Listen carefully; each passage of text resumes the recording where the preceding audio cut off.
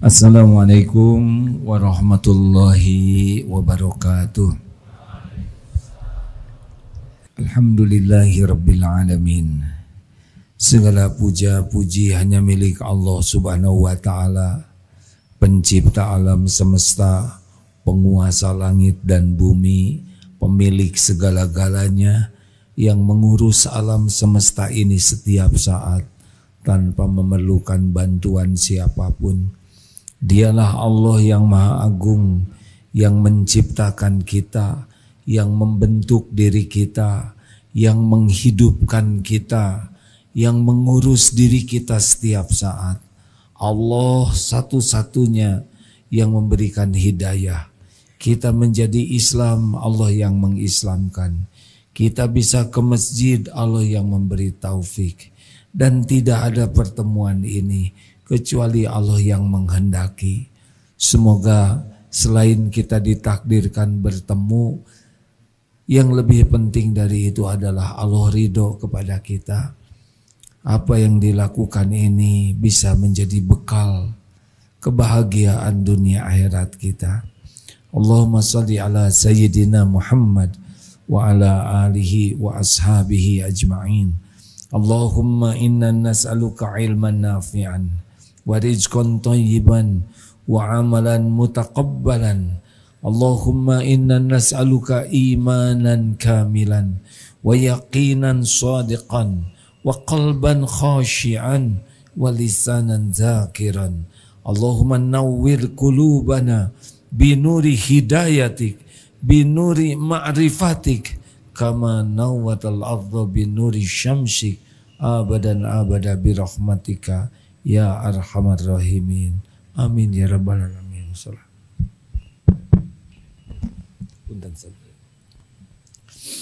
Baik, nomor 4. Bismillahirrahmanirrahim. Kitab Al-Hikam nomor 4. Arih nafsaka minat tadbir, fama qama bihi ghairuka anka, la takum bihi li nafsika. Istirahatkanlah dirimu atau pikiranmu daripada kerisauan mengatur kebutuhan duniamu. Sebab apa yang sudah dijamin atau diselesaikan oleh lainmu, tidak usah engkau sibuk memikirkannya. Nomor 5, Ustaz. Istihaduka fima dumina laka wa taqsiruka fima tuliba minka dalilun ala alantimasil basariyati minka. Kerajinanmu untuk mencapai apa-apa yang telah dijamin pasti akan sampai kepadamu, di samping keteledoranmu terhadap kewajiban-kewajiban yang telah diamanatkan atau ditugaskan kepadamu, membuktikan butanya mata hatimu. Wa ka'ayyin min dabatin la tahmilu rizquha Allahu yarzuquha wa iyyakum wa huwas samiul alim. Berapa banyak binatang yang melata yang tidak sanggup membawa rizkinya atau makanan kebutuhannya. Allah lah yang menjamin rizkinya juga terhadap kamu. Wa'mur ahlaka bis salati wastabir 'alaiha la nas'aluka rizqa nahnu narzuquka wal 'aqibatu lit taqwa. Perintahkanlah kepada keluargamu supaya melaksanakan salat dan sabarlah dalam melaksanakannya. Allah tidak menuntut kamu supaya mencari rizki. Kami atau Allah yang menjamin rizkimu dan akibat kemenangan terakhir bagi orang-orang yang bertakwa. Surat ayat 132. Toha 132. Baik Ibu Bapak, hidup ini bukan untuk stres. Hidup ini tidak ribet aslinya. Kalau pas saja tidak ribet. Sudah berulang kali dalam kajian kita. Ini penting sekali ya, supaya kita tidak salfok. Tahu salfok? Salah fokus. Apalagi gaplok. Apa artinya gaplok? Gagal fokus ya. Analogi sederhana. Ini mohon maaf yang sudah mendengarkan ini. Ini ada suami istri kaya raya, dermawan, sangat baik hati, tidak pernah menzolimi siapapun, sangat bijaksana, membutuhkan ART, astagfirullah, ASN terus. Apa bedanya ASN dengan ART? Memerlukan khodimat, orang yang membantu di rumahnya. Lalu ada suami istri yang melamar. Ini kepada majikan ini terkenal baik hati, mulia akhlaknya, kaya raya, cerdas, bijaksana, sangat sopan, melamar kerja. Lalu karyawan yang mau jadi karyawan ini ditanya, saudara mau kerja di sini, mau gaji berapa? Jawabannya sederhana, Pak, Bu, saya dengar Bapak Ibu orang yang sangat bijaksana, berilmu luas, berhati mulia. Saya tidak ragu dengan apa yang Bapak Ibu janjikan. Tolong beritahu saja kepada saya apa yang harus saya lakukan dan apa yang tidak boleh saya lakukan. Saya yakin sepenuhnya kepada jaminan Bapak Ibu terhadap gaji penghasilan saya. Lalu sesudah diberitahu, ya kamu di sini, kalian di sini adalah bekerja di rumah kami. Jangan ragu, fokus saja, kerjakan apa yang menjadi kewajiban dan jauhi apa yang dilarang, kami jamin. Tidak pernah ada berita jelek tentang suami istri ini. Fokus kerja. Akhlaknya baik ini ART. Kerjaannya juga bagus. Tidak ribet, tidak banyak pikiran. Karena pikirannya cuma bagaimana menyempurnakan tugas saya sebaik-baiknya. Dan bagaimana saya tidak melanggar sekecil apapun. Kerjanya memuaskan. Akhlaknya menyenangkan. Tebak, dikasih makan tidak oleh majikan ini? Yang benar. Dikasih pakaian yang layak tidak? Kasih. Gaji cukup tidak kira-kira? Cukup. Bahkan majikan ini saking senangnya nih, ini karyawan ART ini nyenengin banget, tidak banyak bicara. Pekerjaannya juga di atas rata-rata, bukan cuma yang wajib. Ini ngepel ini wajib, tapi dia lap juga yang lain-lain. Bukan hanya yang pokok, tapi tambahan-tambahannya dilakukan dengan senang hati. Bahkan kalau belanja, tolong beli daging. Daging dibeli, tapi ketika perlu buat sayuran, cabai dan sebagainya kurang, tidak jarang ini karyawan mengeluarkan sendiri uangnya. Gak apa-apa, saya juga suka dikasih makanan yang sama. Tebak, senang tidak nih majikan sama ART seperti ini? Bi, benar anaknya sekarang udah naik sekolah? Iya, sekarang masuk SMA. Gimana? Sudah punya tas, seragam baru belum? Ada Bu, sedang diusahakan. Gak usah, gajinya utuh aja. Nih, dibelikan sepatu, baju buat anaknya yang tidak masuk dalam perjanjian kerja. Suaminya nggak jadi kerja di sini. Ibu, Bi, katanya suaminya kena PHK. Iya Bu, pabriknya mengurangi karyawan. Terus apa dekat di rumah? Ya ngurus-ngurus aja. Itu motor di garasi nganggur, nggak ada yang pakai. Nanti suaminya suruh ambil, ngojek aja buat nambah-nambah motor. Anak beres. Ibu beli baju, ini sih cocok nih, hanya beda ukuran, beliin.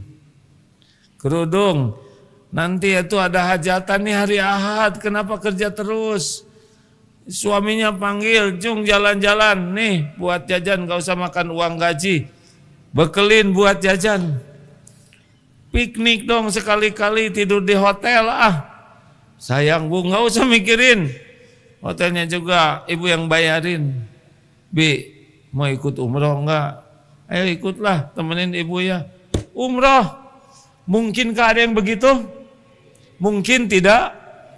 Lah yang bukan karyawan aja ada seorang ibu-ibu mengumrohkan 30 orang. Ada bapak-bapak juga 24 sekali mengumrohkan. Bukan orang yang dia kenal, apalagi yang disaksikan. Ini ilustrasi sederhana. Ini majikan orang biasa.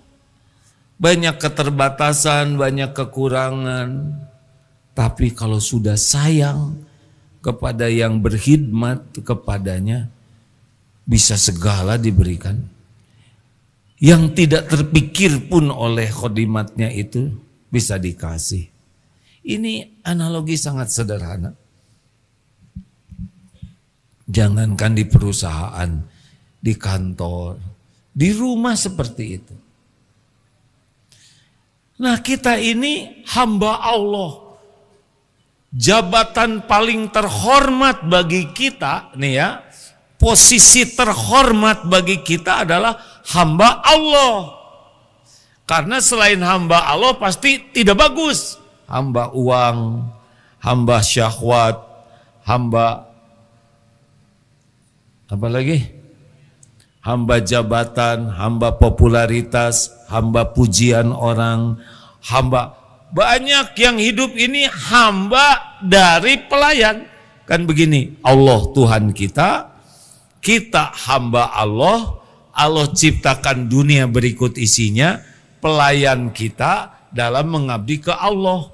Jadi ini posisi paling top nih, hamba Allah. Banyaknya orang pindah jadi hambanya dunia. Bisa kebayang tidak hadirin? Betapa rendahnya orang-orang yang hidupnya mengabdi kepada harta, gelar, pangkat, jabatan, kedudukan, popularitas, syahwat, amarah, keserakahan, kemalasan. Karena semua itu pelayan.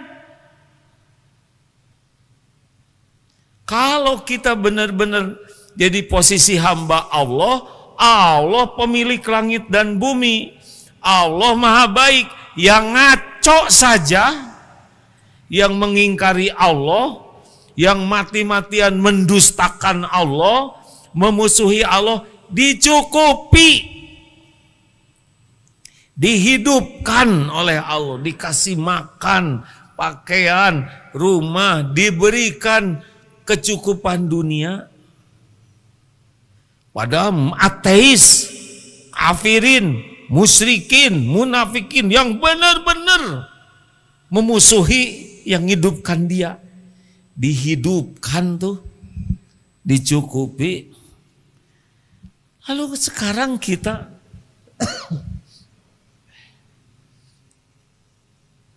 ngaku, ya Allah saya hambamu, inna sholati wa nusuki wa mahyaya wa mamati lillahi rabbil. Udah tinggal cari tahu. Rumus hidup ini kan sederhana, yakin, patuh, dah. Gak mungkin Allah gak ngurus kita. Selama ini aja kita error diurus oleh Allah, bener? Halo? Sholat kita ngelantur aja dicukupi. Berlumur dosa aja ditutupi, dicukupi. Gimana kalau kita benar-benar menjadi hamba Allah, Pak? Udah gak usah ribet. Gak usah ribet, demi Allah gak usah ribet. Tadi ada tamu, banyak kunjungan. Mana? Dari mana tamu tadi? Hah? Apa lek? Komite Nasional Ekonomi Keuangan Syariah, nggak ada yang lebih pendek namanya. Kenek, ya alhamdulillah. Keliling, sekarang di Eko 1, 2. Qadarullah tadi jumpa. Apa yang mau saya jelasin tentang DT ini? Karena yang saya tahu Darut Tauhid ini milik Allah. Sudah tertulis di Lauh Mahfudz. Kami ini orang-orang yang diuji oleh Allah, jalan terwujudnya apa yang Allah rencanakan. Tugas kami ini bukan membangun Darut Tauhid, tapi mengabdi ke Allah. Syariatnya dengan adanya amanah ini. Perkara gaji kami dan sebagainya, karir tetek bengek duniawi itu, nggak akan kemana-mana. Apa yang nanti dikasihin ketemu. Ini tanah depan ini dulu dipagar, dulu sebelum kebeli. Cuman ada peta kecil rumah di sini, dipagar, pakai benteng, pakai bedeng. Saya nanya ke wakhwair, ke guru dulu, ini pengen beli ini tapi harganya mahal, keun bae. Tahu keun bae artinya? Biarin aja, minta dikit ke Allah, minta banyak ke Allah, minta banyak we sekalian, jadi tuh. Di sana sini kebeli, Allah yang memudahkan, Pak. Kami rapat, tapi antara rapat dengan kenyataan jauh lebih bagus kenyataan. Benar? Benar? Kita rapat paling banyak ya makannya. Maka kalau menceritakan Darut Tauhid ini begini, hati-hati teman-teman. Jangan ini karena kerja keras. Enggak. Kerja keras siapa yang ngasih otot? Siapa yang ngasih sehat? Ini ide kami. Siapa yang ngasih otak? Enggak dikasih ide oleh Allah. Melongo. Tidak dikasih kesehatan, tidak dikasih kekuatan, enggak bisa ngantor. Benar kita kerja, tapi bagi kita kerja itu adalah amal soleh saja. Ini Allah yang ngatur. Makanya kepada santri karya yang bekerja di Darut Tauhid, kalau hanya mikirin uang, gaji, karir, udah rugi dari awal. Gak akan dapat pahalanya. Kita di sini ibadah, udah kerja aja yang bagus. Ibadah bagus, akhlak bagus. Darut Tauhid mungkin ngasih gaji tidak seberapa. Hanya sekitar berapa puluh juta per orang. Maunya. Nggak seberapa gaji, ini karyawannya 1.400 kita ini ya. 1.400 karyawan. Saya tidak pusing memikirkan gaji. Beneran. Yang pusing itu tuh ya yang bagian gitu. Salah sendiri pakai pusing. Tugas om saya. Enggak mikirin bagaimana rezeki datang.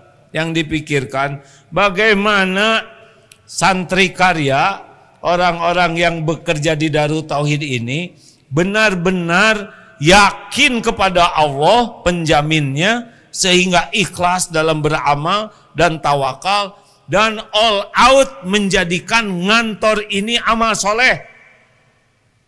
Nah itu aja, rezeki nggak harus datang dari sini. Berapa banyak di sini yang datang ke sini kurang jelas, lontang, lantung gitu. Daftar kemana-mana nggak keterima, baru daftar ke sini, kami terima dong, ya, karena nggak ada gajinya. Lambat laun cukup, masya Allah.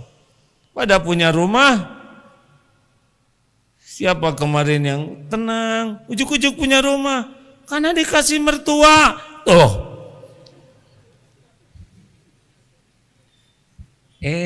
yang ngejodohin siapa? Allah. Makanya nggak usah terlalu ribet ya, nggak usah. Alhamdulillah ada yang nyeletuk, enak ngomong gitu, nggak ribet, udah jelas penghasilannya. punya usaha, sedang kami belum nyobain ya bangkrut, ha? Om sudah berkali-kali bangkrut hadirin. Saya sudah pernah habis-habisan. Ya kalau Allah mau ngasih, ngasih. Kalau Allah mau nahan, nahan. Kalau Allah mau ngambil, pasti pergi. Kalau Allah ngebuka, buka. Kalau disempitkan, sempit. Sesuka Allah. Sama bagi kita. Semuanya ladang amal. Makanya nggak usah cemas. Wah, kontrakan habis gimana? Bayar ya. Justru itu uangnya nggak ada. Minta sama Allah. Ini juga sudah minta sama Allah. Kata Allah dalam mimpi, minta sama bohong Kan ada tuh yang begitu, Pak. Ada misalkan kerusakan. Teman bapak saya kan, iya. Saya semalam mimpi, kata bapak saya, coba minta ke ada-kadak mimpi. Bisa benar juga sih, tapi kemungkinannya enggak ya. Hadirin, kalau kita disukai Allah, dengar ya, Allah kan melihat kita setiap saat. Allah menyaksikan apapun yang kita lakukan setiap saat. Innallaha la yakhfa alaihi syai'un fil ardi wala fis sama. Sesungguhnya bagi Allah tidak ada yang tersembunyi di bumi maupun di langit. Jadi Allah ngeliatin kita setiap saat. Allah mendapati kita akhlaknya dijaga, mulutnya sering basah menyebut nama Allah. Allah mendapati kita air mata tobatnya bagus, sujudnya lama, matanya akrab dengan Al-Quran, tidak banyak bicara, tidak bohong. Kalau kerjanya bagus, Allah menyaksikan. Dibanding siapapun, cuman Allah yang paling detail menyaksikan.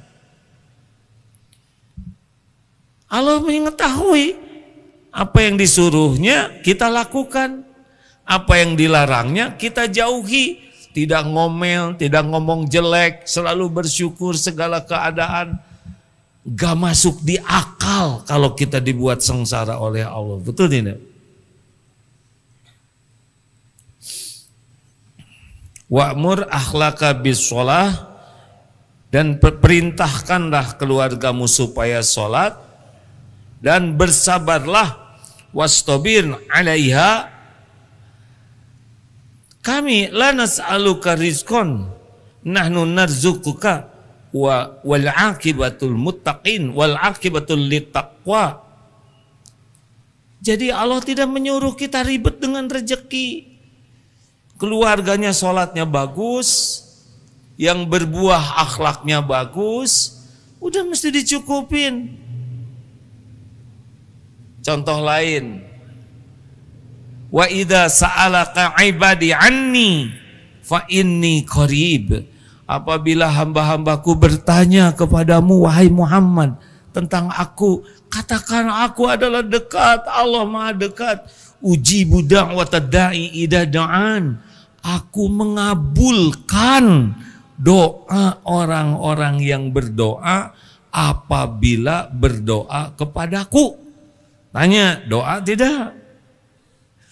Falyastajibu li, maka hendak udah patuh ajalah, fokus patuh saja. Falyu'minu bi, dan percayalah pada Allah, padaku. Udah, nggak akan kemana-mana. Rezeki mah nggak pernah meleset, nggak pernah ketuker. Kalau Allah ngasih bakal ketemu. Kalau Allah tidak ngasih tidak akan ketemu. Allah tahu keperluan kita, lebih tahu daripada kita sendiri. Allah tahu keinginan kita. Allah tahu yang kita perlukan yang belum terpikir oleh kita. Tahu semuanya, nggak usah ragu, dan Allah yang punya yang kita perlukan. Mau jungkir balik bagaimanapun, cuma Allah yang memiliki, cuma Allah yang bisa memberi. Nggak ribet, demi Allah tidak ribet. Gak usah takut. Selama ini aja kita diurus walaupun kita ngaco, benar? Gimana kalau kita yakin ke Allah? Bagaimana kalau lisan kita selalu basah menyebut nama Allah?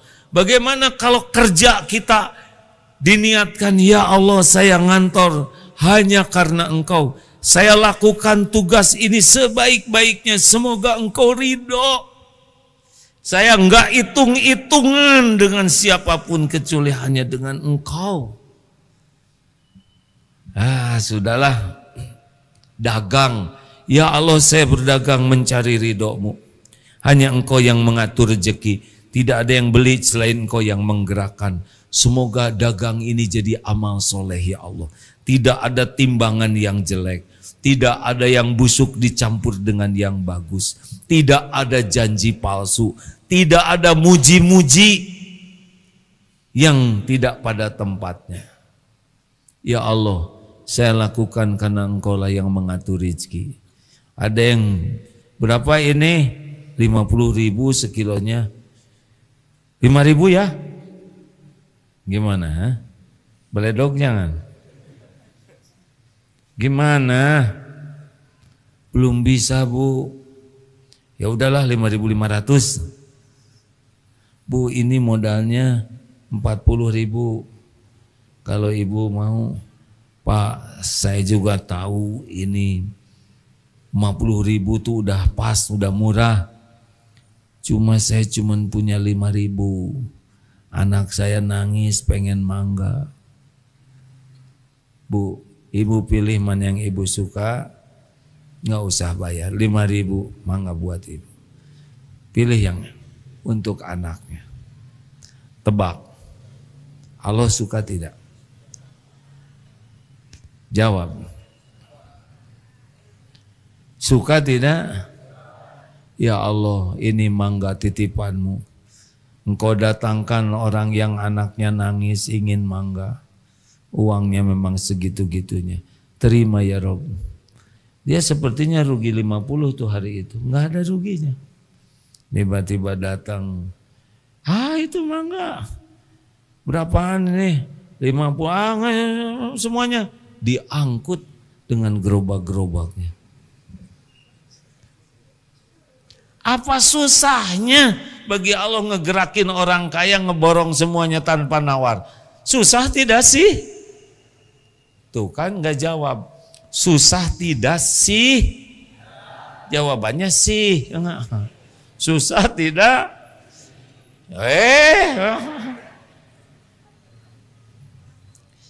Orang kaya itu makhluk ciptaan Allah, digerakkan oleh Allah, menyampaikan rezeki yang Allah kehendaki.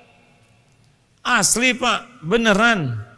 Semua rezeki itu yang menguasainya Allah. Kapan datang, lewat siapa, di mana, berapa jumlahnya, kapan dibuka, kapan disempitkan, kapan dikasih, kapan diambil. Semuanya sama, yaitu ladang amal, ujian. Dikasih syukur, ya Allah Engkau yang memberi, terima kasih Kang. Lulus. Diambil kayak tadi, ya Allah semuanya milik-Mu. Lulus. Terus aja gitu hidupnya. Itu rezeki. Jadi bukan kerja keras menghasilkan uang. Tanya ke tukang batu. Kurang gimana kerja kerasnya? Yang digebukinnya juga batu. Berapa gajinya ngangkut-ngangkut batu? Apakah ada orang bodoh banyak rezekinya? Tuh kan nggak jawab. Ada tidak? Ada. Bapaknya kaya, anaknya bodoh, meninggal mendadak, jatuh tuh ke anak. Apakah ada orang malas ada rezekinya? Ada, tapi dia nggak dapat berkahnya. Karena kita kerja keras, kerja cerdas, kerja berkualitas, kerja tuntas, kerja ikhlas, amal soleh bagi kita. Terserah Allah mau ngasih berapa, mau di mana, nggak ada masalah.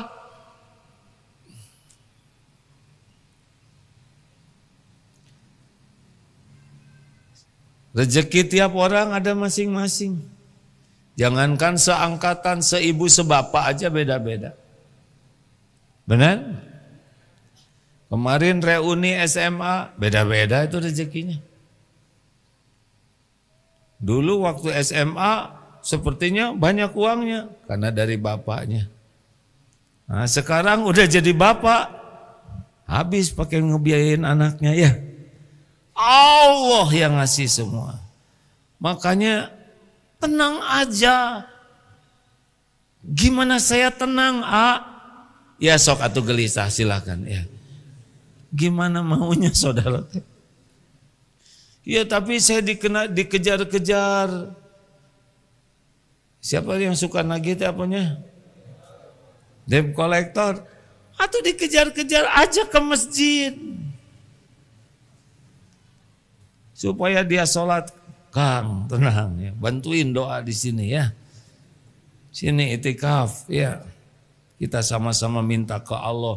Jangan cuma nagih aja ke saya. Doain juga. Ayo tahajud sini itikaf. Gitu kalau ada debt collector. Nggak mau. Tuh itu yang menyebabkan saya nggak punya duit. Yang saudara nggak bantu ngedoain. Biasa ya. Kan ada yang ngutang tuh bagian salah terus. Udah dengar belum ceritanya? Ibu-ibu yang ditagih marah-marah. Kamu tuh yang benar kalau nagih tuh. Bulan lalu saya punya duit, kamu nggak nagih. Giliran nggak punya duit, nagih yang benar. Sing.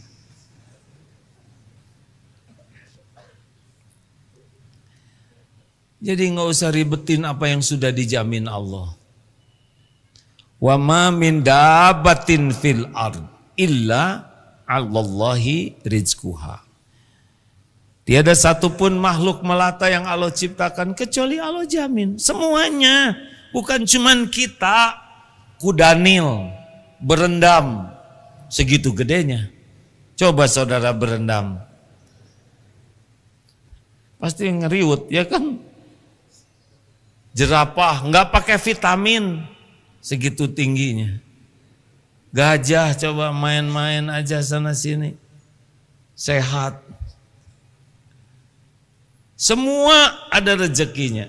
Masih ingat cecak makanannya nyamuk. Nyamuk punya sayap. Cecak tidak punya sayap. Harusnya cecak stres. Demo. Ya Allah. Apa nggak salah desain? Maaf ya Rob. Makanan kami terbang semua. Sedang kami ngedaplok begini. Kalau kami harus pergi ke got. Jiwa kami terancam. Turun kesedot vakum cleaner ya gak? Lagi jalan ke sana keinjak santri, mau nyebrang kelindas mobil, kapan makannya ya Allah? Nyamuk datang ke sini Pak, jauh-jauh, yang nyebrang nyamuk, ada mobil juga dia ngecot, karena nanjak capek, nyocok santri naik aja ke sini, dari sini. Dapat, nggak usah jauh-jauh. Begitu. Daripada mikirin rezeki ada atau tidak, mending mikirin sholat khusyuk atau tidak, ngaji benar atau tidak, kita beramal ikhlas atau tidak, doanya sungguh-sungguh atau tidak, hati kita benar-benar yakin ke Allah atau tidak. Jadi yang di pikiran kita tuh dua. Satu keyakinan, yang kedua amal. Itu aja. Gimana nih keyakinan saya benar tidak? Bagaimana nih amal soleh saya ikhlas tidak? Benar tidak? Udah anteng di sana. Lebih simpel hidup ini. Tapi gimana masalah ijazah? Ijazah siapa dulu? Ijazah AA. Ya udah. Nah kalau saudara mau tahu ijazah saya sok aja. Lupa saya juga di mana naruhnya. Udah tua gini mah mau ngapain mikirin ijazah? Sok jangan ngobrolin yang nggak perlu. Selesai. Misal ya kalau ada yang nanya ijazah ke saya. Ijazah AA palsu atau tidak? Atau lihat ya kalau saudara suka ambil Saya mau udah tua males mikirin ijazah. Kalau saya, ya. Tapi udah nggak ada yang nanya. Dibuat simpel aja. Kalau itu ijazah, bikin ribet buat kita, udah. Jangan dibikin ribet hidup ini, betul? Apa Bu? Sederhanakan. Ada syukurin, nggak ada sabarin, diberi alhamdulillah, ditahan sabar, diambil ridho. Harus keluar bayar aja. Ini ban meletus, bahkan bukan meletus, sobek bannya juga harus diganti. Ganti, tapi uangnya nggak ada, nggak usah diganti. Bikin simpel, ibu pakai bedak, habis bedaknya. Ini lipstik saya nggak ada arang itu. Sederhanakan Bu. Beneran hadirin, hidup mah mau dibawa ribet-ribet. Gimana nih, saya nyicil motor udah nggak kuat, jual. Kalau saya di motor dijual nanti saya gimana ngantor, ngojek. Kan harus bayar. Ya jalan weh, ngalir aja. Allah tahu kok. Nanti pas lagi jalan tiba-tiba datang teman kantor. Jalan bro, kayak mau naik. Nah, siapa yang ngegerakin? Allah. Kita nggak usah culang-cileng, mana ya? Mending wirid, zikir sepanjang langkah. Allah nanti yang ngegerakin siapa yang akan nolong kita. Sebetulnya begitu hidup ini nggak ribet hadirin. Bekal banyak masalah, ujian. Apa sih yang menjadi masalahnya? Pertama, kita tidak kenal Allah karena kurang belajar. Itu masalah pertamanya. Jadi enggak yakin ke Allahnya tuh. Ini sumber masalahnya. Dan kita tidak tahu amal yang disukai Allah dan amal yang tidak disukai Allah. Jadi kerjaan kita yang utama tuh belajar. Kenali Allah, kenali apa yang disukai Allah, kenali apa yang dilarang Allah. Dan tugas kita selanjutnya mujahadah, mengamalkan ilmu yang udah Allah kasih, dan mujahadah mengendalikan nafsu, karena nafsu inilah yang menghalangi ilmu itu jadi amal soleh. Nafsu enggak mau mengamalkan, itu nafsu, atau mengamalkan niatnya tidak ikhlas. Jadi cuma dua intinya, belajar dan mujahadah. Dalam kehidupan nyata kerja, di rumah tangga, di kantor, di masyarakat, dalam usaha, sama sebetulnya itu udah ada rambu-rambunya. Kalau tahu ilmunya. Berapa banyak di antara kita yang ngantor kerjanya bagus, disuruh di sini ada mutabaah harian, tahajud, itu kan karunia Allah. Wah, saya emang nggak mau ngisi, takut nggak ikhlas. Nah, makai ribet. Isi mah isi aja, ini tugas dari kantor, kayak ngabsen. Saya emang nggak mau ngabsen, takut nggak ikhlas. Saya emang nggak akan ke masjid, takut ketahuan orang. Mau apa kayak gitu? Amalkan aja, tulis tidak tahajud, tulis tidak tahajud. Nggak usah pakai bohong, benar? Karena itu tugas kantor. Sama seperti absen dan sebagainya. Jadi ria atau tidak, bahkan tidak ngisi, bisa jadi karena dia menyembunyikan tidak tahajudnya. Bukan karena takut tidak ikhlas, mungkin begitu. Nggak ada ribetnya hadirin. Pasti ada ujian, ini itu dari keluarga, dari anak, dari suami, dari istri, dari orang tua, dari tetangga. Tapi semua itu udah ada rambu-rambunya. Kita harus bagaimana menyikapinya. Misalkan di jalan ada, monyet lo. Langsung kita ngaca, ya nggak? Bukan. Nggak usah ngaca. Kalau ada yang ngomong jelek, bagaimana? Wa idza khatabahumul jahiluna qalu salah. Jawabannya adalah yang membawa keselamatan. Di rumah menjengkelkan, jawabannya apa? Tahan amarah. Tapi dia kata-katanya menyakitkan, jawabannya apa? Wal afina anin nas. Jadi kita belajar itu nanti dalam hidup ini nyata. Ada jawabannya. Gitu.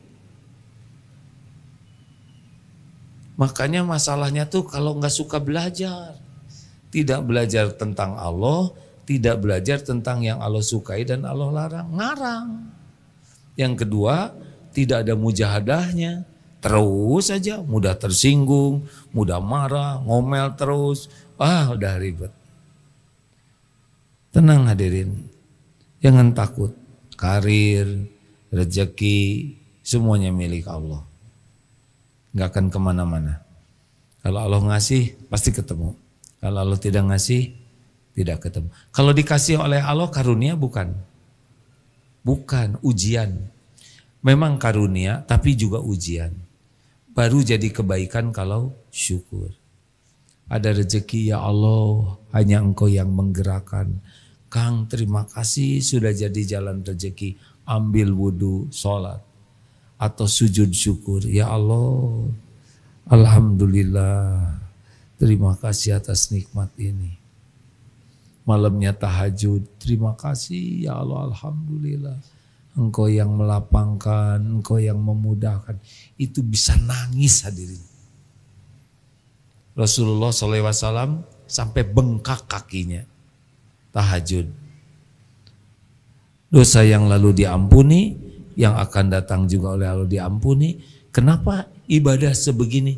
Afala akunu abdan syakur. Tidak bolehkah saya jadi hamba yang bersyukur? Tuh gitu. Sudah, yang kontrakan mau habis, jangan sibuk mikirin kontrakan aja. Sibuk mikirin sholatnya benar tidak, tobatnya benar tidak.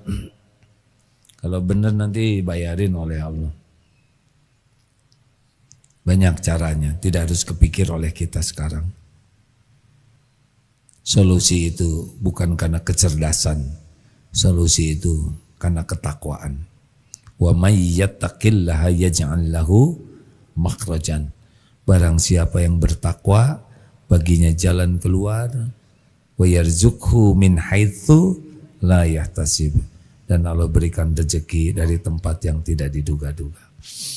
Ini teman-teman, innallaha la yanzuru ila suwarikum wa amwalikum walakin yanzuru ila qulubikum wa a'malikum. Fokus, bersihkan hati supaya tidak mengeduakan Allah. Bersihkan hati supaya harapnya hanya dari Allah, takut akan kemarahan Allah. Singpol hati itu ke Allahnya. Yang kedua, fokus tiap berbuat sesuatu diniatkan jadi amal soleh. Coba lakukan itu. Allah tuh fokusnya kedua ini, hati dan amal. Kita fokusnya kemana-mana.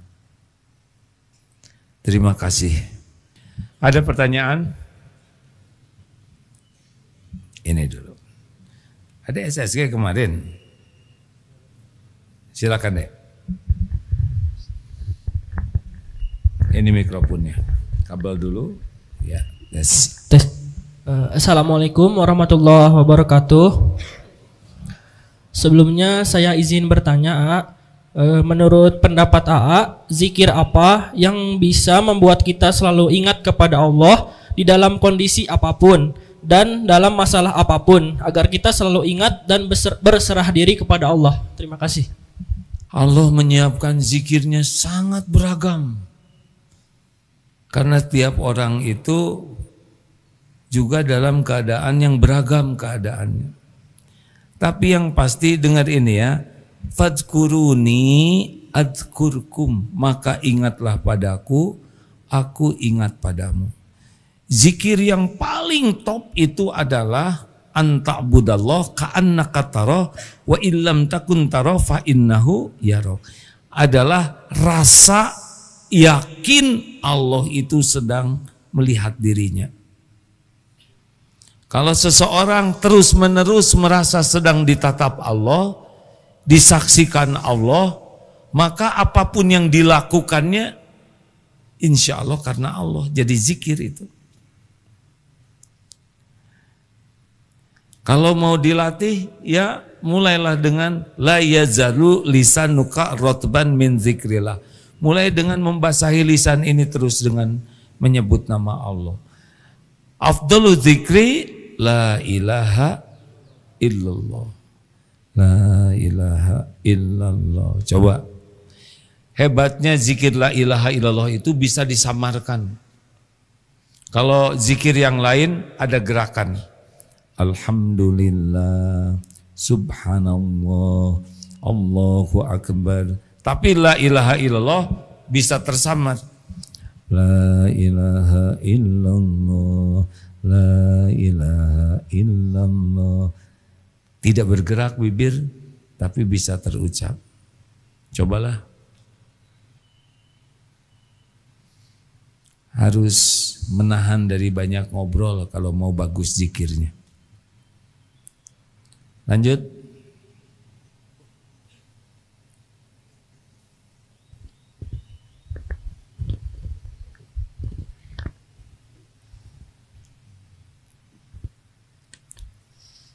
Bismillahirrahmanirrahim. Assalamualaikum warahmatullahi wabarakatuh. Waalaikumsalam warahmatullahi wabarakatuh. Treble-nya. Ya, yang ini.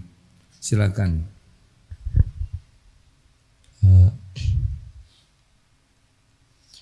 Asyhadu an la ilaha illallah wa asyhadu anna Muhammadar Rasulullah. Langsung ke pertanyaan. Izin gimana cara kita para jamaah kan sedang di akhir zaman gitu ya. Caranya kita itu apa ya? Terhindar dari fitnah gelombang yang sangat besar gitu ya. Fitnah zaman ini. Baik, pertanyaan yang luar biasa. Apa tadi? Bagaimana? Pas mikir jadi kurang kepikir oleh saya. Menghindar dari fitnah zaman. Zaman sekarang ujian terbesarnya adalah apa? Teknologi. Teknologi itu anugerah dari Allah. Tapi juga ujian. Dengan teknologi kita bisa lihat langit, menjelajah tanpa terangkat kaki sesenti pun. Bisa menjelajah ke lautan terdalam tanpa basah. Bisa dekat ke lahar tanpa panas. Bisa menjelajah ke hutan belantara, bahkan melihat singa lagi mengaum tanpa diterkam. Dahsyat teknologi sekarang, benar? Ini kalau zaman dulu waliullah nih, sekali bicara seluruh dunia bisa menyimak. Teknologi ini. Tapi saat yang sama maksiat juga sangat mudah dengan teknologi ini. Kenapa jadi berat? Karena nafsu, inna nafsa la ammaratun bisu. Nafsu itu ngajaknya menggunakan teknologi hanya untuk keburukan. Jadi naluri nafsu itu plus bisikan setan membuat berlipat semangat ke teknologi untuk minimal sia-sia, yang kedua maksiat. Makanya teknologi tanpa iman, keyakinan ke Allah bobol, rusak ini iman. Ini HP kecil-kecil bisa merusak iman. Dia mencuri sangat banyak waktu kita untuk tayangan-tayangan yang menarik semuanya menurut. Tuh kan gak mau jawab, nafsu gak mau ngaku dia. Ulangi. Coba tiap Bismillahirrahmanirrahim. Skip itu. Ayat kursi itu ayat terpanjang. Mending gak kuat. Allahu la ilaha illa huwal hayyul qayyum. Pengen nge-skip itu. Nafsu. Rasulullah sallallahu alaihi wasallam bersabda, ngaku berapa jam waktu produktif kita untuk dekat dengan Allah berbalik menjadi waktu untuk mengkhianati Allah. Sini, berbahagialah yang HP-nya jadul, udah gitu nggak ada kuotanya dan hilang, nggak bisa apa-apa, bahaya. Nanti jadi punya yang bagus. Dek, disiplin dengan teknologi itu salah satu.